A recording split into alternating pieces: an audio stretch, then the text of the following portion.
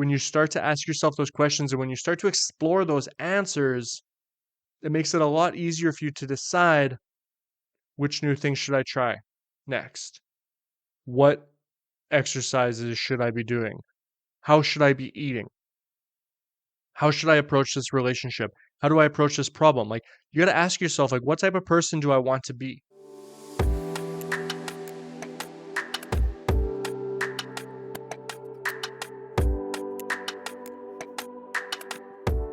All right. Happy New Year, everybody.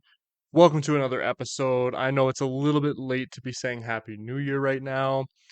However, I've been spending about 90% of my time working towards the New Year Ninja Wellness Retreat that we have coming up, which I'm so excited for. Um, been putting so much energy into it right now. And so fine, I say 90% because 10% of that time, always around the new year, I spend just really trying to reassess, reflect on the past year and plan and start to look ahead to what this new year is bringing me. And so I wanted to make this episode today to share some of my reflections over 2022 and to share some of my biggest lessons that I learned over the past year. Now, why the heck do I want to be sharing my my lessons? Um, why would you want to hear about my lessons? That's a great question. I find for myself personally that listening to what other people have reflected on can sometimes bring up things for myself that even if it even if it doesn't relate 100%, I can always kind of find some things that do relate and I can relate it back to my life. And I just find that helpful. And so, without further ado, I'm going to roll into I've got 10 lessons written down here, 10 lessons from 2022. So, for me, lesson number one is ownership. Um, so, what do I mean by ownership? Ownership means you play a role in everything that you do, every single thing that happens to you, every single problem that I have, whether it's a problem that I'm facing in a relationship, whether it's a problem that I'm facing in my business, whether it's a problem that I'm facing with my body or with my fitness and my nutrition. Every single problem that I have is my problem, and I impacted it in one way or another. And one of the big areas that I've realized this is just through counseling and through therapy and, you know, bringing up different problems that I have in different areas of my life and coming to the realization that, let's take relationships for example. If you have a relationship that you're struggling with, if you have a relationship that you have friction or resistance with, you played a role in that friction. You played a role in whatever problems came to be within that relationship, whether it's a romantic relationship, a friendship, whatever the case might be. It's coming to terms with the fact that you played a role in that you had a role in creating that problem. And of course, sometimes things happen outside of our control. Sometimes things are said that we didn't control. But there's a level of accountability that I've learned over the years, but especially reflecting over this past year, that has had to be taken. And when I take that level of accountability, when I take that ownership, it makes it a lot easier to start to work towards those things, to start to work towards improving those things. And so I've found over reflecting over 2022 that taking ownership over everything in my life has been a really big thing that's helped me be more successful in different areas of my life. So that's number one, is ownership. Number two, don't be a hero for anyone but yourself. Um, so I learned this one late in 2022. This is a big lesson for me. Is um, I had a martial arts tournament that was coming up. This was in March, I believe, of 2022, and it was provincial tournament, and I was really not in a good place. I was struggling mentally. I had just lost my grandfather had just passed away. I think just a couple weeks prior to that tournament. Um, and physically, I wasn't doing well. Like physically, my knee was bothering me. I felt tired. Like I was just in no position to be performing well. And I went into this tournament, and because I felt like I had to, because I felt like being an instructor and being a black belt and being somebody that a lot of the kids do look up towards and that a lot of the parents do look to for leadership and guidance. I thought I have to go in and compete. I can push through this. I can overcome this. I can, you know, clear through the fog that I was feeling. And what ended up happening was I performed extremely poorly, um, got my ass kicked, and ended up falling, hitting my head as hard as I've ever hit it before. And I mean, like, I fell backwards. So essentially, what happened is my opponent did a spinning kick. I caught the kick with both my arms, and the momentum of that kick swung me backwards with both my arms wrapped around my opponent's leg. I flung backwards, smashed the back of my head. I wear a helmet and we have mats, like thin foam mats on the ground, the same ones that you typically see in like a daycare, that those types of foam puzzle mats on the ground. I hit my head, the back of my head on the ground, and immediately just felt this rush towards the front of my head, towards my forehead, my eyes. And I knew that it was bad when this happened. It, I tried to get up and I couldn't. Um, I was pretty much literally seeing stars in that moment and just realizing that I was in a little bit of trouble. Um, Eventually, after some time, I managed to get up again, being just trying to be the hero. I finished this fight. Um, Obviously, performing very poorly. I was very uncoordinated. I hardly even knew where I was, to be honest. Finished the fight. Had another fight coming up. Eventually, I was talked out of it by the paramedics. They told me, don't fight. My wife told me, don't fight. So I decided, okay, it's not worth it at this point. I'm already hurt enough. Um, I walked away from that experience with a really bad concussion. Couldn't work for a few weeks, and it left me to really reflect on like why did I feel like I should be in there? Like why did I feel like I needed to compete that day? Why couldn't I just say no? And it really came down to this idea that, why am I doing this? Right? I had to ask myself this question is like, why am I doing it? What's the purpose here? What's the purpose for me to be going to this tournament? And what I realized was on that day, it would have been an extremely successful day to just go and coach because my students did amazing. There was some real milestones that were created that day, and it really forced me to question things a little bit more and to ask myself like what's the real reason why I feel like I should be doing this, um and that you don't always have to do everything for everyone else. It's okay sometimes to step back and to do what feels right for you in that moment. And so that's number 2. So you don't always have to be a hero for everyone else. I can be my own hero. And me being a hero that day for myself would have meant um taking the rest that I needed and putting my energy and my attention on being a good coach, on being a good dad, on being a good teammate on that day, and that would have been heroic as well. So not being the hero that I think everybody needs me to be, but being the hero that I need me to be was a big lesson. Number 3, pretty simple. Concussions suck. Um, I learned this the hard way. Um, you know, I don't think that I ever really took concussions super seriously until I had one. And it was scary. It was a really scary experience. The headaches, the fuzziness, not being able to look at my computer, basically not being able to work for 2 weeks. I just felt really debilitated, and it was really scary to to have an injury to my brain. And so really, really started to recognize how much concussions suck, how dangerous they really are, and that will change me moving forwards for sure.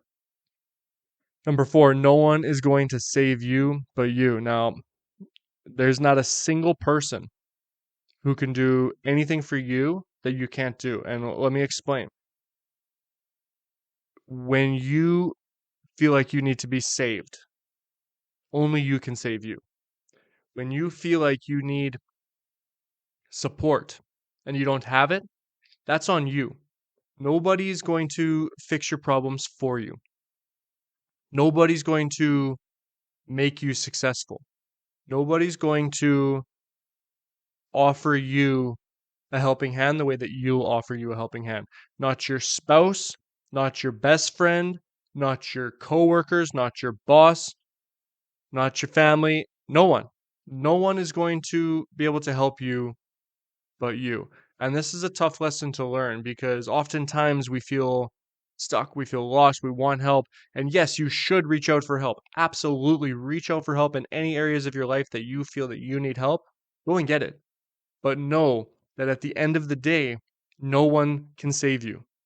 It's on you. You can only save you. You have to take the steps to work hard in order to be successful. You have to put the hours in at the gym, on at the office, behind the scenes, the training. Nobody can make you a champion. Nobody can make you successful at what you want to be successful at except for you. You have to do it. That's on you. Um, Nobody's going to save you but you. Number 5 is listen to your body. Rest when you need to rest. This is something that I learned. I've been dealing with, I feel like injury after injury after injury, and leaving 2021, I felt like I was just in like the worst shape that I had ever been in, coming out of the pandemic and all these different things, and I started to really listen to my body more instead of focusing on the things that I felt that I should be doing all the time. Instead of focusing on the things that I felt like I had to do. I have to get this type of workout in because this is the type of body that I want, or this is the type of body that I should have, so I need to do this type of workout. I really learned to listen to my body more. I really learned to adjust when I needed to adjust, particularly in my workouts, particularly even on in my work. It's like listening to my body, like feeling the tension, paying attention to that, knowing when I need to rest more, knowing when I can push it a little bit more, knowing when I maybe need to take an off day because my stress levels, I'm feeling more tension in my body. I've really, really learned over this past year how important it is to be in tune with your body, to be in tune with your mind and your emotions, and to make adjustments based on that.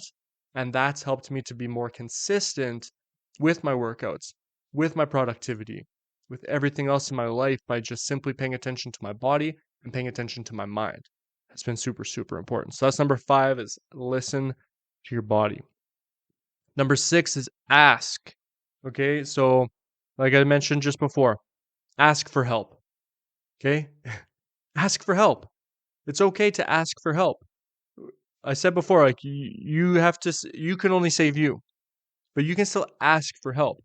Ask people, can you help me with this? Are you available for this? Ask. You're going to be really surprised the amount of people who actually are willing to help you. And then at the end of the day, when you do get your nose, keep working at it yourself and don't sit back. And that's where the you can only save yourself came in, right?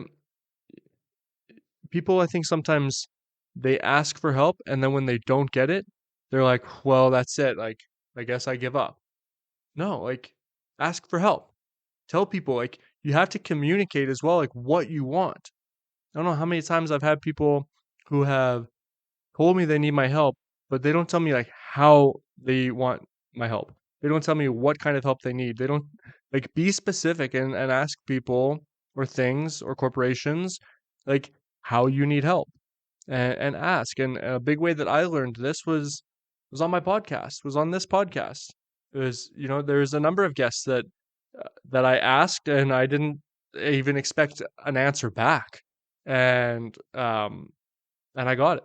And so you just never know the opportunities when you just simply ask. And asking other people, other corporations, that's one thing, but also getting a little bit spiritual here, but ask yourself for things.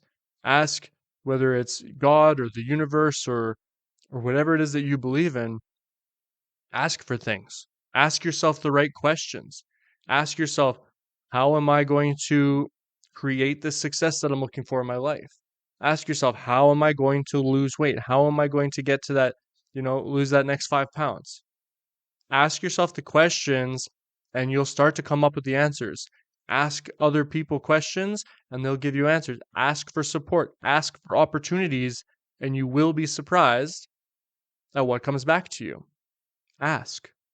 That's number 6. Number 7, connection is everything. Now, this is something I've always believed in my life, but it's something that I continue to reflect on every single year is the power of connection and how you never know what connection will lead to where. The best example that I have of this is my wife, Melissa. We met when we were in martial arts when we were kids. And that connection, we lost connection, and then years later, reconnected again, fell in love, had kids, right? We're married.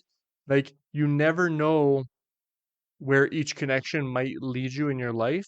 And so creating connections has just been something that's been so massive for me. And again, that's one of the main reasons why I do this podcast. Obviously, I want to help put out content for everybody. I want to help empower people and give people the tools in order to live their lives better.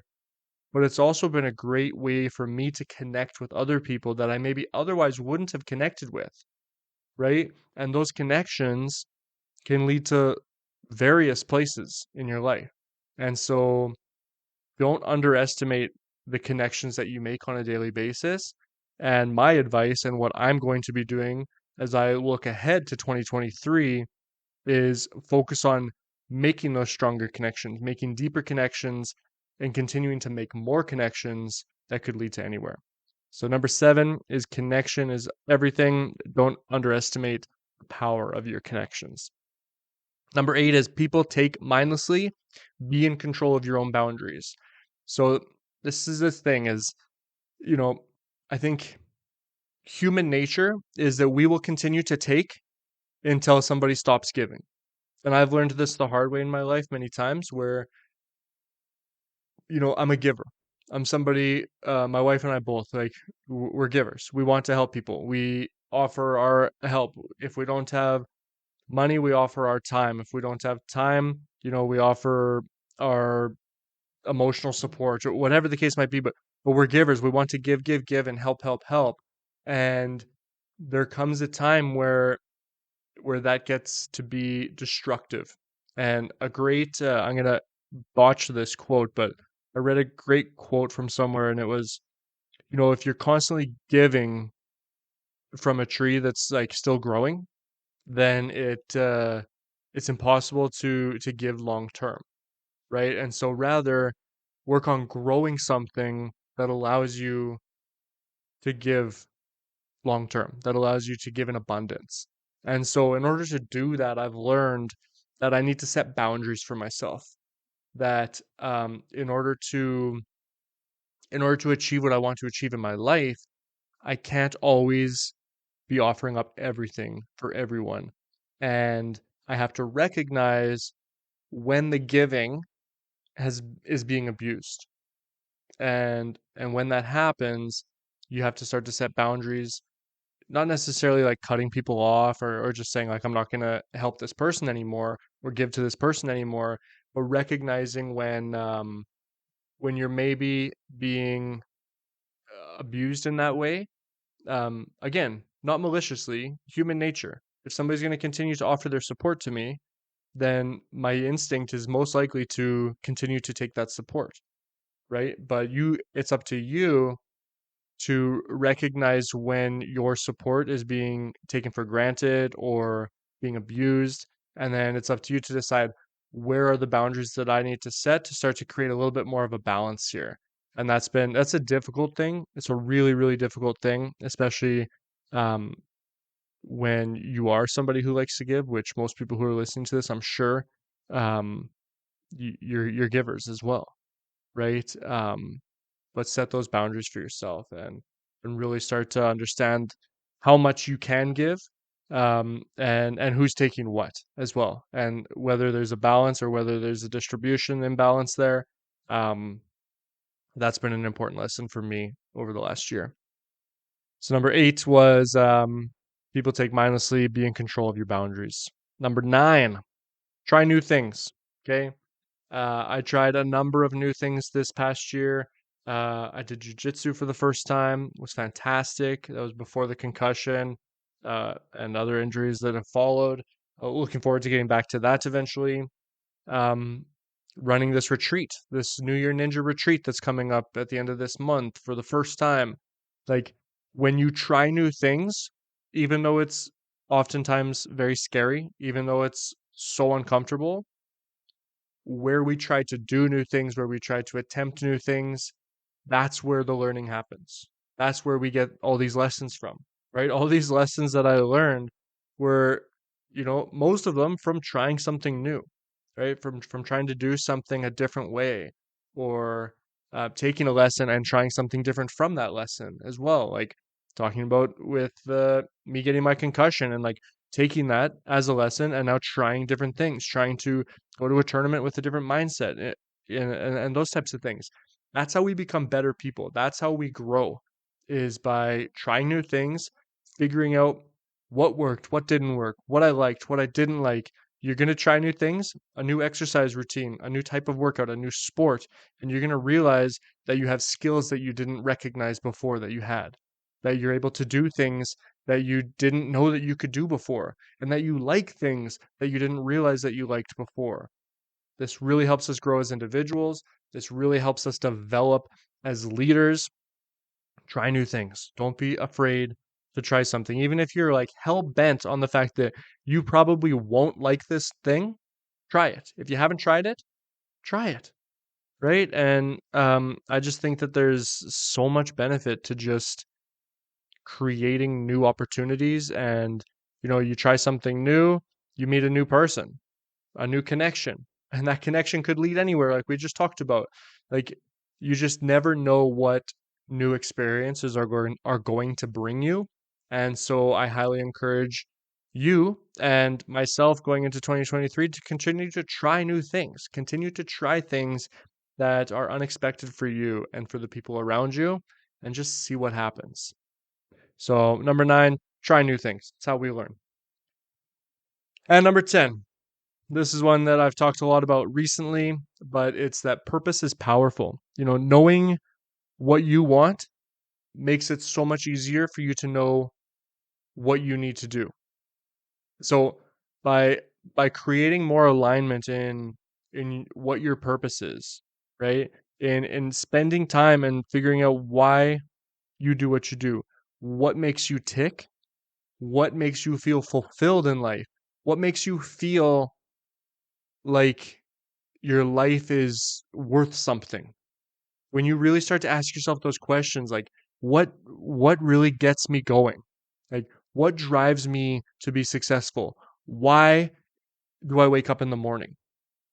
When you start to ask yourself those questions and when you start to explore those answers, it makes it a lot easier for you to decide which new things should I try next? What exercises should I be doing? How should I be eating? How should I approach this relationship? How do I approach this problem? Like, you got to ask yourself, like, what type of person do I want to be? Right? And when you ask yourself questions like that, what type of person do I want to be? What's my purpose for living? What do I want to achieve out of this life? When you ask those types of questions, then when you get to a crossroads about a decision that you're going to make, you can look back at that. You can reflect on, like, okay, what type of person do I want to be? I want to be the type of person that lifts other people up. Now, when you're crossed with that decision, you can ask yourself, instead of asking myself, do I do A or B, I say, which of these decisions makes me the type of person that lifts other people up. Your purpose is powerful. That makes that decision extremely easy in most cases to say, this is the one that makes me the person that lifts other people up and not this one. And I really, really believe that when you follow your purpose, you do start to take the right chances. You do start to take the right risks. You do start to take the right actions for you. And that's something that's really, really powerful because as we know, those actions turn into habits and those habits turn into the results in our life. And so, number 10, your purpose is powerful. Get clear on your purpose. Question your purpose. Reflect on it. Explore it. Share it with other people. Understand your purpose, and you're going to start to understand your actions, what actions you need to take, and you're going to start to get really clear on the direction of your goals and of your life. These are my top 10 lessons from 2022. Now, this list that I made, it'll probably change as over the next, the course of the next month to 2 months. I will continue to reflect on the last year. I'll continue to reflect on the past month. And I encourage you to do the same thing. I encourage you to continue to reflect, continue to ask yourself the difficult questions and take the last year and see how those lessons from your last year is going to develop this next year for you. How are the lessons from 2022 going to shape the direction that you take in 2023? I thank you for joining me on this episode of the Wellness Dojo Podcast. Reach out. Let me know. I'm really curious, looking back at the last year as well. I've been really looking back at all the episodes that we've done over 2022 and even before that. And, what my favorite episodes were, what some of the big takeaways were from some of these episodes. So I'd love to hear from you. Reach out to me on social media. Let me know, what is your best episode? What's your favorite episode that we did this year? Or what's your favorite lesson or number one takeaway that you've gotten from either the guests that we've had on or just the conversations that we've had? What's been the thing that sticks with you the most from these? And what would you like to see moving forwards into 2023? I really appreciate and value your feedback.